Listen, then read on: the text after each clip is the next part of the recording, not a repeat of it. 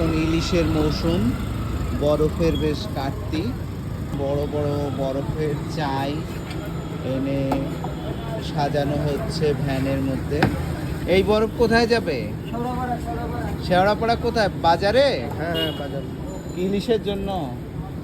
আপনি কত করে এই বরফ? 100 টাকা 100 টাকা পিস। কত পিস লাগে? 200 250 300। এই ফ্যাক্টরি আপনার না? এইটা কত দিনের ফ্যাক্টরি? প্রায় 35 বছর। আপনার নাম কি? আমার নাম বলু। এই বরফ কলটা নিয়ে আমার খুবই আগ্রহ অনেক দিন ধরে, কারণ বরফ কল রহস্যময় ব্যাপার, পানি দিলেই বরফ হয়ে যায়। আরে না, কত মেডিসিন লাগে। কি কি লাগে? লবণ লাগে না, লবণ লাগে, গ্যাস লাগে, আপনার একটা মেশিন বসাতে 10 টাকা খরচ হয়। 35 বছর আগের প্রযুক্তি কি ছিল আপনার বাবারা যখন করতো? এই সিস্টেমই, একই সিস্টেম।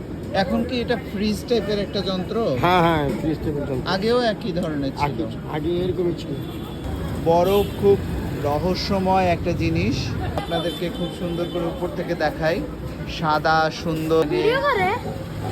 হ্যাঁ ভিডিও করি। তুমি কে? আমি দাদা আমার দাদা লাগে। দাদা? ও, কি নাম তোমার? আমার নাম সায়ান। তুমি বরফ বানানো দেখছো?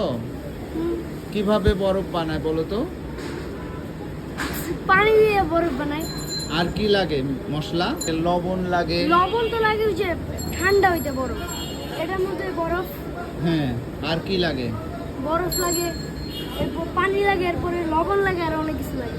আর কি লাগে বলো? আর আমি অনেক জানি না, কিছু। দাদা জানে। এই জায়গাগুলোতে বরফ তৈরি হয়, বরফ তৈরি হচ্ছে, ছাঁচ থেকে বরফ বের করতেছে, বড় বড় বরফের চাইগুলো নিয়ে যাচ্ছে, পানি ঢেলে ঢেলে বরফগুলো আলাদা করা হচ্ছে।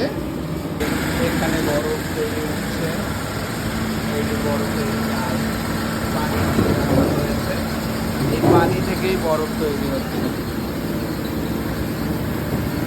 একদম টাটকা বরফ বের হলো, চকচকে টাটকা বরফ।